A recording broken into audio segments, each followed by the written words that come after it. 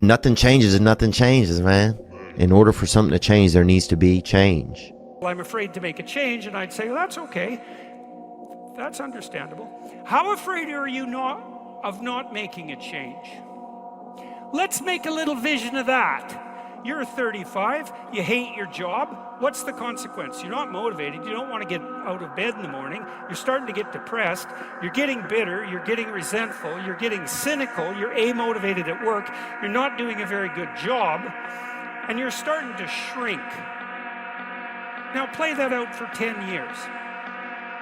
You don't change it, you don't fix it. And what happens? Well, it's not like it's going to get better of its own accord.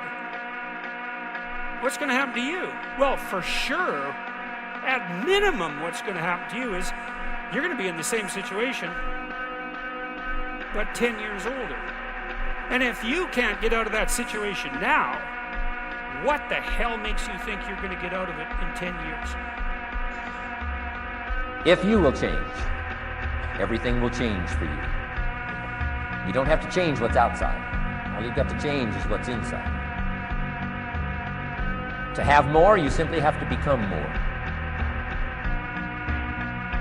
And then he said, don't wish it was easier, wish you were better. Don't wish for less problems, wish for more skills. Start working on yourself, making these personal changes, and he said it'll all change for you. No one's coming. No one. No one's coming to push you. No one's coming to tell you to turn the TV off. No one's coming to tell you to get out the door and exercise. Nobody's coming to tell you to apply for that job that you've always dreamt about. Nobody's coming to write the business plan for you. It's up to you. And because you're only ever going to do the things that you feel like doing right now or that feel good right now, unless you understand that you've got to parent yourself, you've got to push yourself, you're not going to make your dreams come true. You're just not.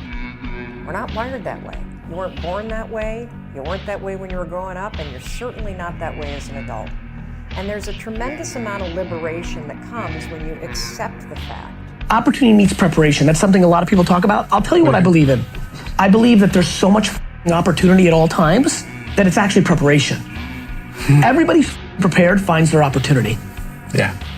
So sure, I believe in it, but here's what I actually believe in. Opportunity is abundant. Mm-hmm. We live in a world that has unlimited opportunity, especially if you're willing to look for it. Mm-hmm. Looking for it is predicated on the fact that you put in the work. You put in the work because you knew that you were gonna go look for it. Mm-hmm. So I believe in preparation, because I just believe that opportunity is almost like oxygen. It's everywhere, always, and some opportunities are bigger than others. But preparation, man, people convince themselves before they start that the world is unjust or they can't or things are f***ed up. They complain, they dwell, they say no before they say yes. And of course, look, if you say no, it's already over. Like literally if you wake up and say, it's not gonna happen for me, it's already over. You might as well not try. This 30 seconds is your life passing you by, an opportunity to change. It's your prerogative. You want to go down the fucking path you have right now of your life and where it's going. Or do you see an alternate path that's not flatlined, but climbing up an echelon of remembrance, a possibility where dreams exist, legacy exists, the possibility of change is within the grasp of these hands, within the grasp of 30 seconds. It's within you. You had the will. You're here. I know you had the will. You have the intestinal fortitude, you have the want of change. You're confident, secure. We're gonna build that confidence up so we can embark on the third-party subjective natures of the world and beat them down and rise superior above them. It all starts with 30 seconds, believe it or not. If you want to know something about yourself, sit on your bed one night and say to yourself, you got to mean this, like you got to be desperate. This is no game, this. It's like, my life is not everything I want it to be. And perhaps it's not everything that I need it to be. And by need, I mean my life is so unbearable that the suffering that's attendant upon that is make me nihilistic, cynical, bitter, resentful, and unable to have a good relationship. These are problems, man. And you ask yourself, you sit on the bed and say, what's one thing I'm doing wrong that I know I'm doing wrong, that I could fix, that I would fix? It's like, you meditate on that, you'll get an answer. And it won't be one you want, but it'll be the necessary one. Because there's a whole bunch of people out here daily who fail. There are men out here who fail daily, and they have yet to feel the true consequence for it. They fail to go to the gym when they know they should have gone to the gym. They fail because they forgot their keys and it took them 10 minutes to find them.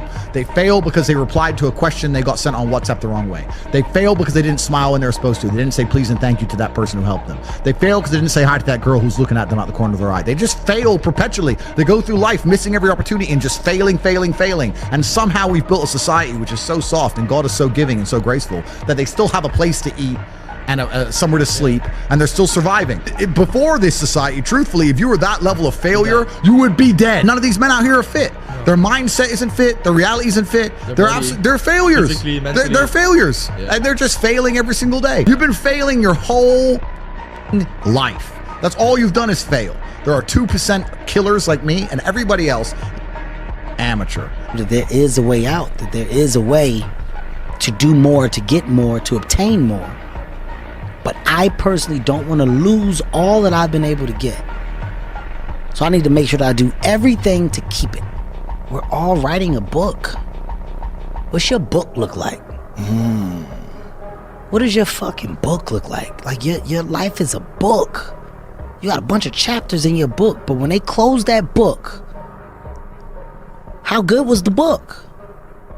How good was your book? What was the ending to your book? You grow up and you make game-winning shots and it's awesome. You come back the next day and miss a game-winning shot and it's misery. And then the next day comes and you're back playing again, and you understand that life has this cyclical nature where it's, what you do on Monday, it's fantastic, but then Tuesday is a bad day. But guess what? There's Wednesday. Yeah. So are we just supposed to live our lives like this the whole time? Versus just staying like this and understanding that it's really just a journey of evolution. Every day is just constant improvement, constant curiosity, constantly getting better. The results don't really matter. It's the figuring out that matters. A lot of people sit back and they dream about being a sports figure, or dream about being a SEAL, or dream about being an astronaut. And all it is a motherfucking dream. They don't put the work behind the dream. That dream has become their fucking master. When you become the master of your fucking dream is when you say, I want to go be a Navy SEAL, and you say, okay, I'm going to lose 106 pounds in less than 3 fucking months. The dream was the one thing I thought about, and the dream was now gone. Now, what comes in, the dream goes away, and the fucking laundry list of fucking details and tasks come up. Gotta do this, gotta do this, gotta do this, gotta do this. That's when you become the master of your dream. So, a lot of people out there dreaming. The time is now. The time is now to express and for people to believe in themselves. The time is now for it to be okay to be great. People in this world shun people for being great, for being a bright color, for standing out. But the time is now to be okay to be the greatest you. If your definition of success is win or lose, giving everything you've got and growing or learning along the way, then you're setting yourself up for success. I really think the biggest cheat code in life is just going after it and not being concerned of whether or not you fail at one specific task. Instead, understanding the big picture, what your long-term goal is, and knowing if you keep driving forward and never fucking quit, in the end you will succeed.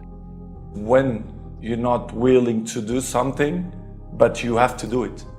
This is the main point. This is why I say our mind, it's a box of surprises, and you have to challenge yourself to be consistent. I repeat, sometimes it's hard. It's what many people say, you like to go to the gym every day. Of course, no. It's not true. Nobody likes to go to the gym every day. But you have to do it. Probably yes, because your mental strength is coming from that moments, that in a hard moments, you know you should do it. There'll be times where you succeed and there are times that you fail. So wasting your time doubting whether you're going to be successful or not is pointless.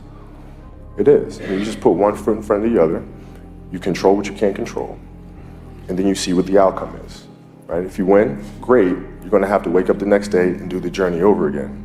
If you lose, it sucks, but you're going to have to wake up the next day and do the journey all over again anyway, right? So it's really pointless to sit here and debate or have doubt or this, that, and the other. You train as hard as you can, and you step out there and you let it flow.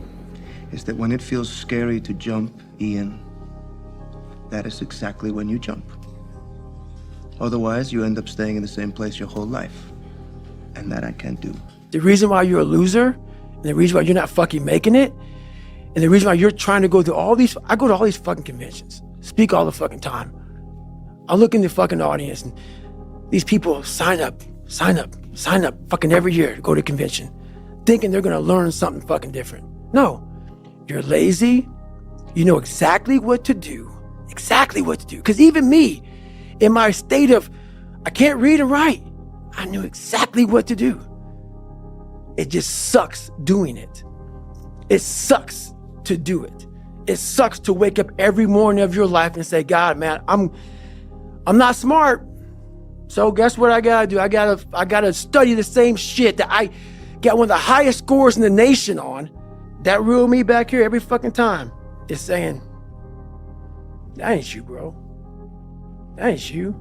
And I have to outwork that voice. Fuck your tired body, fuck that unmotivated mind, and get out there and do it anyway. You know, you better fight yourself, because you're not only winning when things are going your way. You gotta figure out how to win when things aren't going your way. You gotta figure out when your body's fighting you, when your mind's fighting you, how do you still, you know, just say, fuck it, I'm gonna beat my mind today. Or do you just give in to your mind and say, oh, I'm tired today, I'm lazy, I don't want to do it, it's too hard, no one else is doing it, it's a weekend, it's too late, these are already off hours, oh, exactly what I want isn't happening right now. Like, okay, great. You know who that's great for? Your competition. You want that attitude to permeate the people that you're competing against. You want them to give in to their mind. You want them to say, oh, it's too hard, I can't do it. But you want to be the one that says, fuck it, I'm going to do it anyway. I know I don't feel good today, but I'm gonna go out there and I'm gonna prove to myself that even on days that it doesn't feel right, I push myself. You wanna become best, you wanna become champion, and now you wanna say like you tired? Who cares? You tired or not? Nobody care about you. Even you, if you're gonna watch fight, you just watch fight. They walk out inside the cage, they fight and they leave. You don't know what happened behind the scenes. This is not your business. Nobody care about this. He was tired, he have personal problem, family. Nobody cares. You don't know, like, you just see how he fight and he go. And for this one, you have to train so hard. There's no passion, there's no motivation, there's no, oh my God, man, no. It's every day of your life just doing. No passion, no discipline, no motivation. All these words, I hate that so many people use these words now because it's watered. Where's passion when you're 300 pounds? Where's the motivation when you can't read and write? Where is it? So how did this happen? I just did. I just did. I said, maybe at the end of this journey, there'll be something there for me. If not, I can read.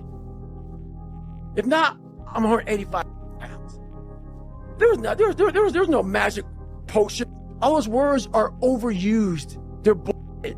Just do. You're living. How do you want to live? How do you want to die? How do you want to fucking be remembered? That's it. Just doing it makes you do more. Like, do more hard makes you do more hard shit. Understanding that you want it bad, so you're willing to put into work and do things you don't want to do. It's what makes you have the confidence that you know how to push through, and the mentality that I'm the type of dude to get it done. Like, I'm not gonna waste my day just sitting around a fucking hotel room. No, I'm gonna go to work. I'm gonna work all day. I'm gonna drive 5 hours and keep that radio gig, and then drive 5 hours and spend 10 hours of 24 in a day in a goddamn car. Like, I want to see what you do when you're tired. Let me see how you push yourself. Come on, man. Get up again tomorrow. Get up again tomorrow. Get up again tomorrow. The next day. Get up. Keep going. How long can you maintain a positive attitude? Lazy people do a little work and think they should be winning, but winners work as hard as possible and still worry if they're being lazy. So if you're a winner, you ain't comfortable.